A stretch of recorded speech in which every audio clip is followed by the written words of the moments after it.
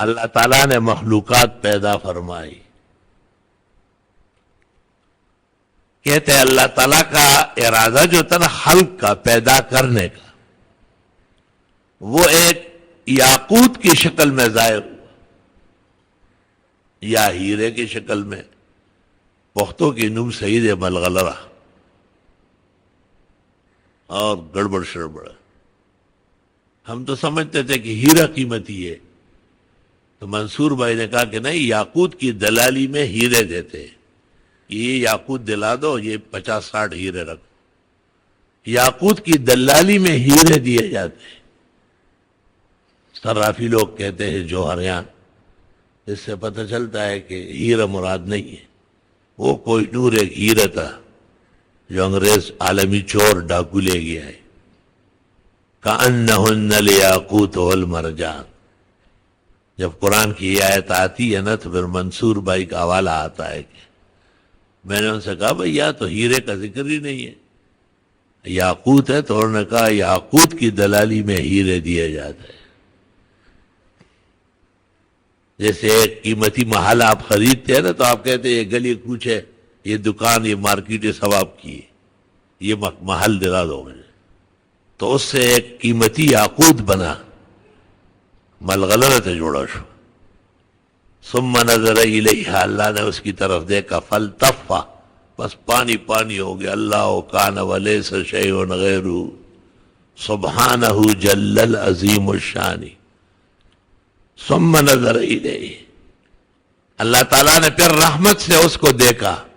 فاکتسفا، اس میں کثافت پیدا ہو گئی، اور پہلی جگہ اور بلبلہ جو اٹھا، ان اول بیت وضع للناس للذی ببکۃ مبارکہ ھدی للعالمین.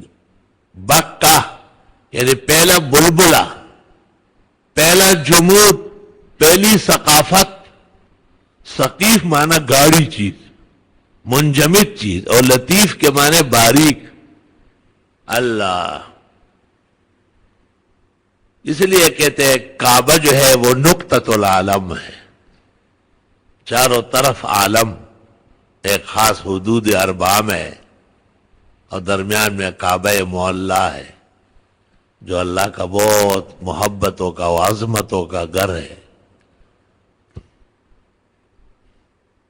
قیامت کے سامنے دو رکاوٹیں ہیں، ایک عقیدہ ختم نبوت اور دوسرا کعبہ معلیٰ کا وجود.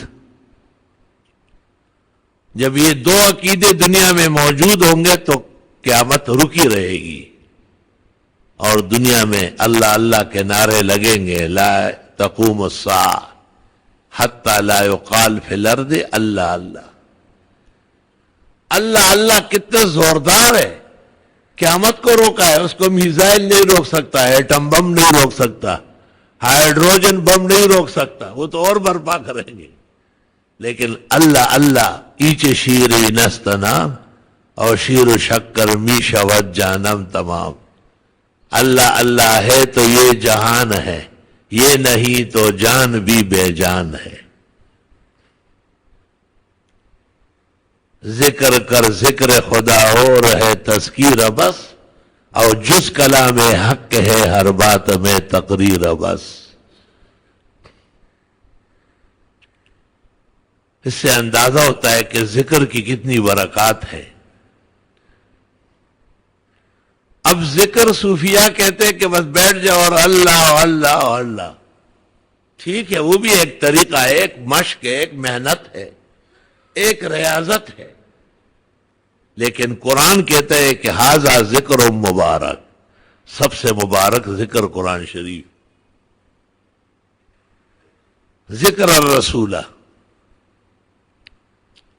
ہندوستان کے وہ اکابر محدث شیخ الحدیث مولانا زکریا محدث سہارنپوری ثم مہاجر المدنی والمتوفى بہا، انہوں نے عمر اخیر میں مدینہ منورہ سے علماء کو خط لکھے تھے کہ آپ اپنے ہاں ذکر کے حلقے قائم کریں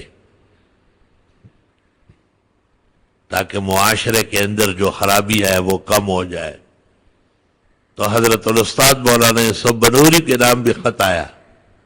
انہوں نے جواب دیا کہ ہمارے ہاں چاروں طرف حفظ اور ناظرے کے طلباء قرآن شریف پڑھتے ہیں، لہذا مزید حلقات ذکر کی ضرورت نہیں. بہرحال ذکر پیغمبر بھی ہے کیونکہ آپ کی سنت اور حدیث ذکر ہے. ذکر الرسول قرآن شریف میں ہے. ذکر میں سے ایک ذکر حضرت محمد مصطفیٰ احمد مجتبی و امین اللہ علی وحی السما شافع الشفعاء یوم الجزا صلی اللہ علیہ وسلم کی یادآوری خواہ سنت کی شکل میں ہے یا حدیث کی شکل میں ہے.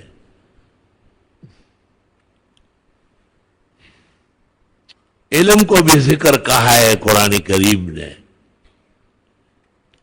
فَاسْأَلُوا أَهْلَ الذِّكْرِ، شیخ الاسلام ابن تیمیہ نے اس پر اجماع نقل کیا ہے کہ اہل الذکر سے مراد اہل العلم ہے.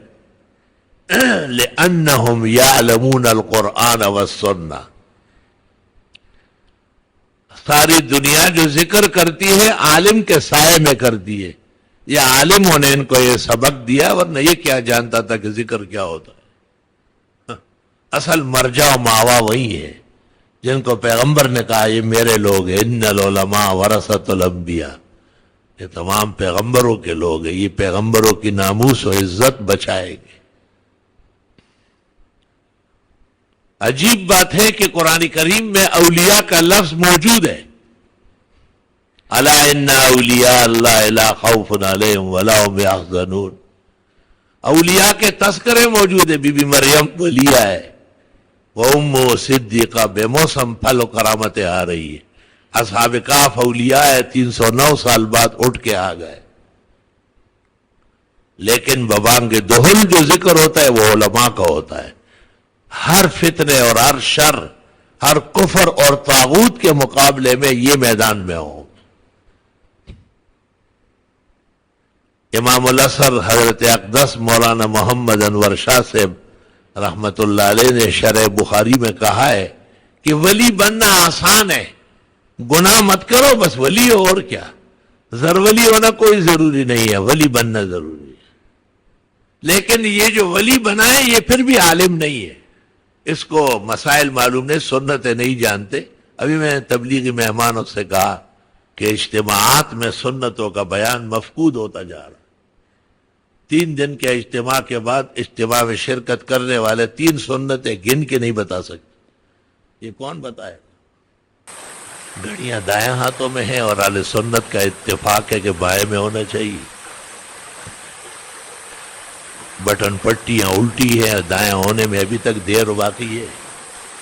اپنے لباس تک پر کنٹرول سنت نہیں. قلب میں سوز نہیں، روح میں احساس نہیں، کچھ بھی پیغام محمد کا تمہیں پاس نہیں. یہ علماء کی ذمہ داری ہے، ان کا منصب ہے. دیکھو جب علماء کا ذکر آتا ہے تو قرآن کا رنگ بدل جاتا ہے. قل هل يستوي الذين يعلمون والذين لا يعلمون. آپ کہیں ان سے عالم اور غیر عالم برابر نہیں ہے، زمین و آسمان کا فرق ہے. انما يتذکر اولو الالباب. اس کے سمجھنے کے لیے بھی عقل چاہیے. علماء کا لباس کائنات میں علیحدہ ہوگا، علماء کا بدوباش علیحدہ ہوگا.